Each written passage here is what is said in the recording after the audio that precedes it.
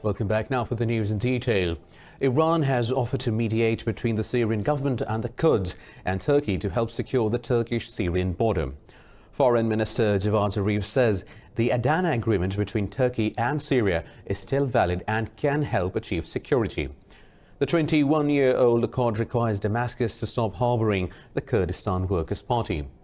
Ankara says the pact was never implemented. There is an Adana agreement between Turkey and Syria, which is still valid. We can help bring together the Syrian Kurds, the Syrian government, and Turkey so that the Syrian armed forces can guard the border with Turkey. Turkey says it will retaliate against any move to thwart its anti-terrorism efforts. The Turkish Foreign Ministry said this in response to the possible U.S. sanctions on Ankara. U.S. President Donald Trump has authorized the U.S. Treasury Department to draft new sanctions against Turkey. But Treasury Secretary Stephen Mnuchin expressed hope that Washington would not have to enforce the curbs on Turkey's economy. He said the punitive measures could target any person associated with the Turkish government. Turkey says its military operation will continue till a 30-kilometer border security zone is established. In northern Syria, the number of Kurdish and ISIS militants killed in Turkish military operation in Syria has risen to 415. A statement issued by the Defense Ministry says the overnight land and air assault were conducted successfully at the border.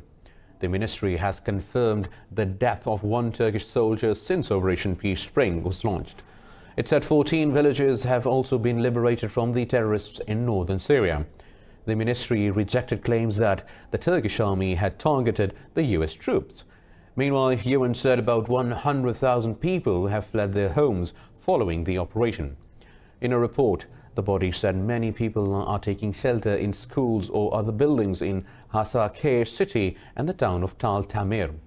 Turkey launched Operation Peace Spring to secure its borders by eliminating militants and to ensure the safe return of Syrian refugees. Pakistan's Prime Minister Imran Khan will leave for Tehran tomorrow as part of his efforts to help diffuse tensions between Saudi Arabia and Iran. He will also visit Saudi Arabia after meeting with President Hassan Rouhani in Tehran. Earlier, PM Khan said U.S. President Donald Trump and Saudi Crown Prince Mohammed bin Salman both asked him to mediate with Tehran.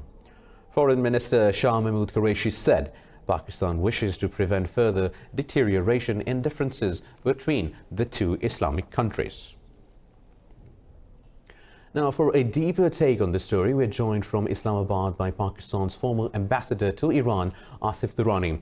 Thank you for talking to Indus News, Mr. Ambassador Durrani. Now, Ambassador, it's understood that Prime Minister Imran Khan is undertaking mediation efforts at the request of the Saudi and Iranian leaderships. Based on your experience, what impact do you expect Khan's efforts to have on reducing tensions in the Gulf? Well, this visit is taking place in the backdrop of recently heightened tensions in the region. And if you compare it with the 2016 peace initiative undertaken by former Prime Minister Nawaz Sharif and General Rahil Sharif, then that too was a problem.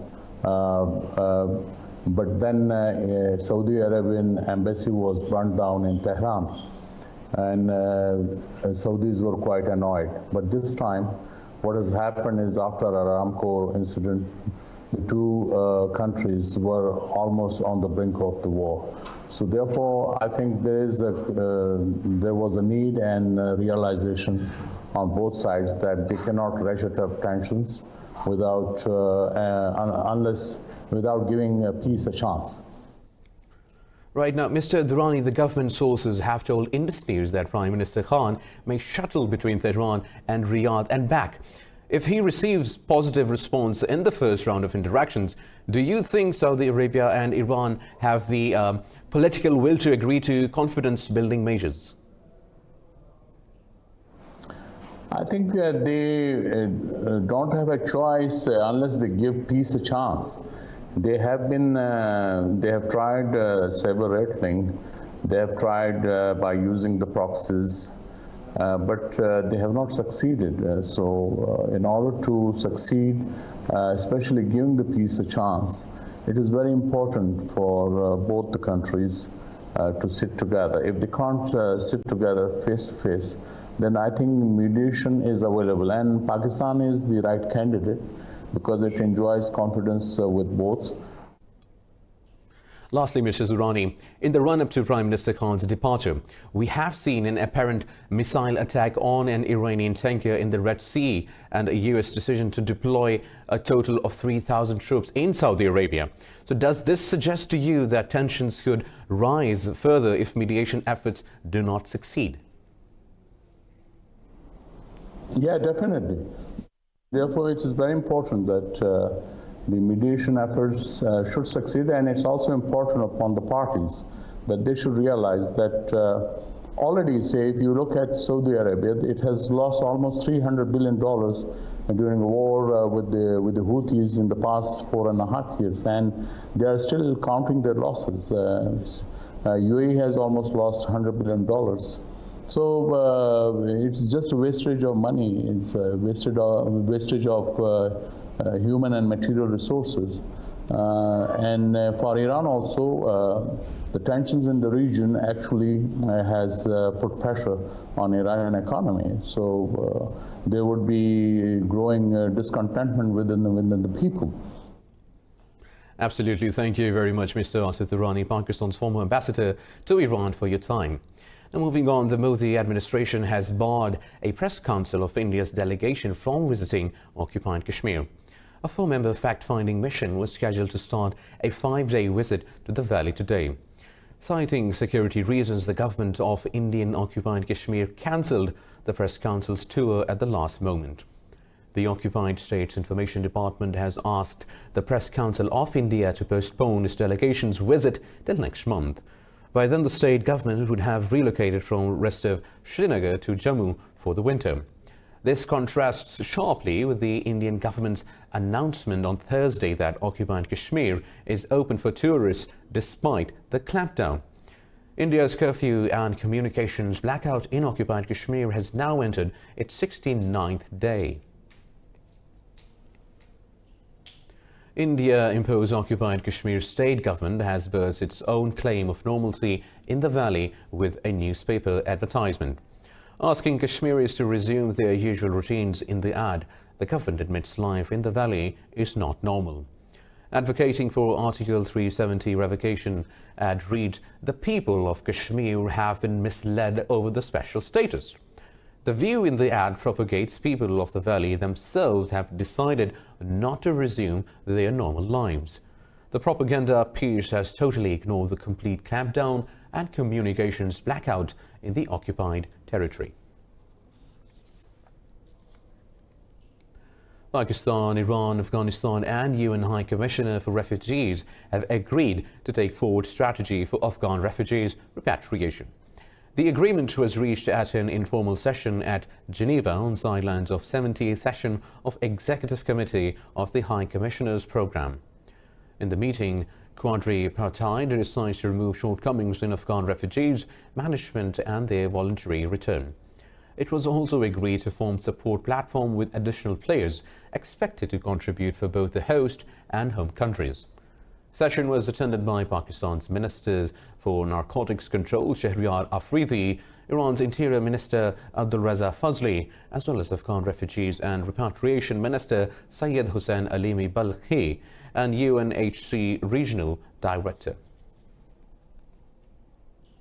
Moving on, a Brexit deal is in sight after Britain's Prime Minister Boris Johnson backed down on the issue of border customs posts for Northern Ireland. EU officials say Johnson has indicated that he is prepared to make sufficient concessions to allow detailed talks to begin. More in this report. After months of deadlock, the next 48 hours are expected to be crucial for Britain's exit from the European Union. Over this weekend, British negotiators will seek to seal a deal based on a revised draft submitted by Brexit Secretary Steve Barclay. The ice was broken during last-ditch talks on Thursday between the British Prime Minister and Irish leader. At those talks, Johnson performed a U-turn on his insistence that customs posts be established along the border between Northern Ireland and the Irish Republic. European Council President Donald Tusk said there were good signs that a deal on Brexit can be reached. Yesterday, when the Irish Taoiseach and the UK Prime Minister met, they both saw, for the first time, a pathway to a deal. I have received promising signals from the Taoiseach that a deal is still possible. Technical talks are taking place in Brussels as we speak. Prime Minister Boris Johnson has refrained from commenting on whether Northern Ireland will leave the EU customs union or not. To get a deal done, Johnson must master the complexities of the Irish border before getting the approval of Europe's biggest powers. Let's let our negotiators get on. I think where Leo Varadkar and I got to yesterday was a joint feeling that there is a way forward. We can see a pathway to a deal. That doesn't mean it's a done deal, so there's work to be done. The Prime Minister will ask Parliament to back any Brexit deal he secures from the EU within 24 hours of the European summit next week. French President Emmanuel Macron and German Chancellor Angela Merkel are set to meet in Paris tomorrow to discuss the Brexit breakthrough. Meanwhile, North Korea has asked Japan to pay compensation for its fishing boat that sank when it collided with a Japanese patrol vessel earlier this week. North Korea's foreign ministry said the collision was a deliberate act by Japan. In a statement, the ministry said Tokyo will have to face consequences if such incidents occur in future. Pyongyang's refuted Japan's claim that the accident occurred after the North Korean boat took a sharp turn. Japanese authorities have said the boat was illegally fishing in their exclusive economic zone. Earlier this week, Japanese Coast Guard rescued 60 North Koreans from a fishing boat. Well, it's time for a short break. Stay tuned.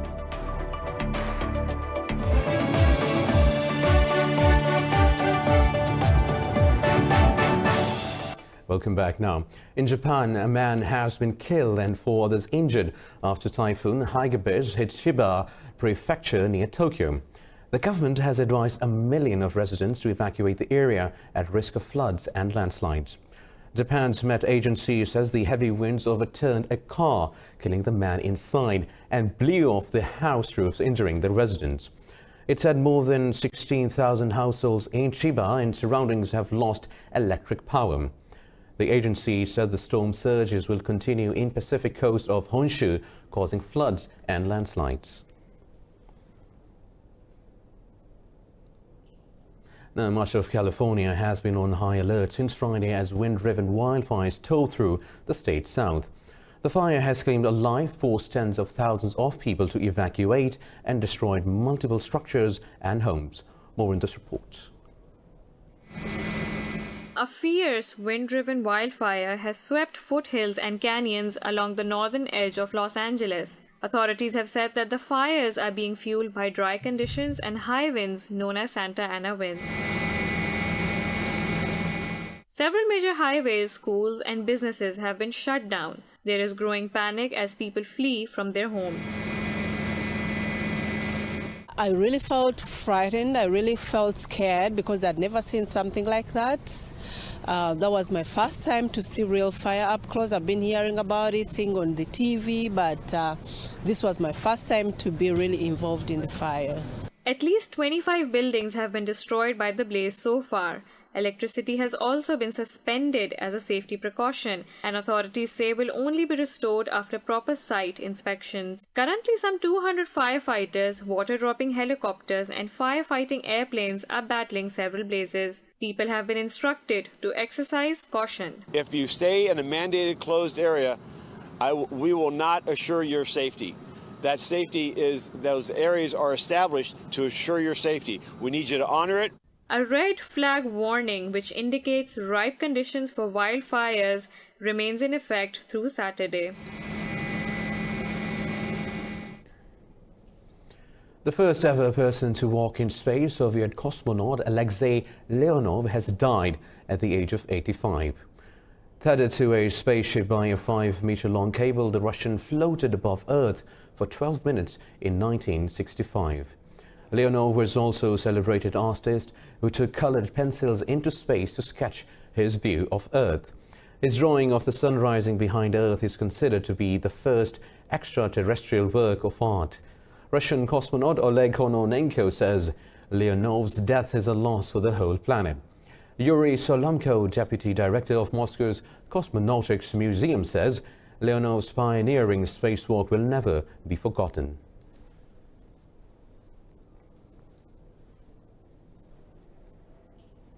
In London, a fashion company, CuteCircuit, has launched haptic jackets that give deaf people a chance to enjoy music by feeling it through clothing. The company initially designed hug shirts and other wearable technology using sensory technology. More in this report. Donned in the funky sound shirts, deaf twins Herman and Heroda dance to the music beats. The haptic jackets vibrate in time with the music. The wearer feels the sound on their skin. The co-founder of CuteCircuit, Francisca Rosilla, explains the shirt is made using smart fabrics. Inside the shirt, that by the way is completely textiles, there are no wires inside, so we're only using smart fabrics. We have a combination of microelectronics that is very thin and flexible and conductive fabrics. Herman and Heroda lost their hearing at a young age. But thanks to this technology, they can now enjoy a night out dancing to music. Whether it's at festivals, nightclubs, events, anywhere with a dance floor, there's no accessibility for us. But with these sound shirts, here we are. The designers have also come up with the garments that communicate over distance, change color, and are controlled via an app. They call it the future of fashion.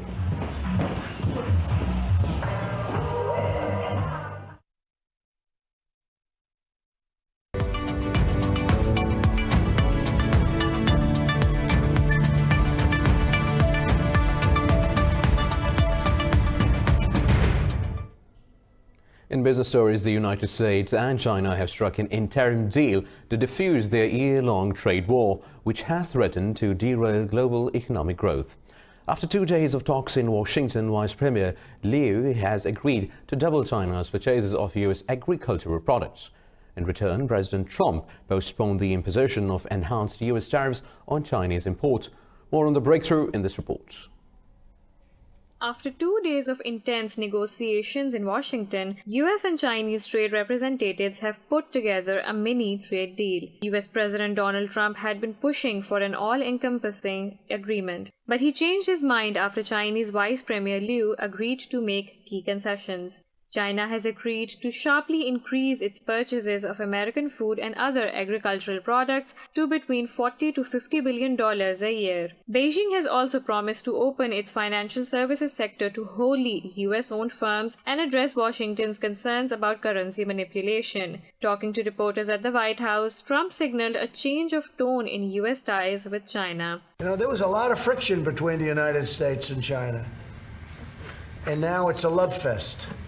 That's a good thing, but that's good for China and it's good for us, but it's good for the world. Relations between the US and China have deteriorated significantly since trade talks broke down in May. The trade tensions also threatened to drag the global economy into recession. But the bonhomie between President Trump and Vice Premier Liu should reassure investors and governments around the world. I think the relationship in certain ways may be better than it's ever been. We've been through a very tough negotiation. There's never been a negotiation like this. In all fairness, I give China tremendous credit because for 25 or 30 years, they've done very well with the U.S., and now we're doing something jointly. President Trump says he hopes to sign the interim trade agreement with his Chinese counterpart Xi Jinping at the Asia-Pacific Economic Forum in Chile next month.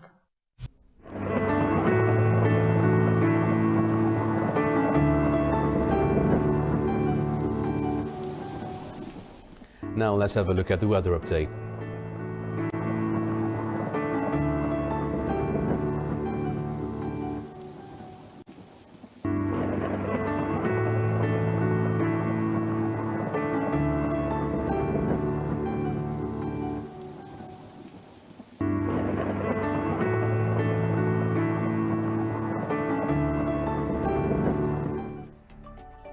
With the weather update, we come to the end of this bulletin. For more news and updates, keep watching Indus News.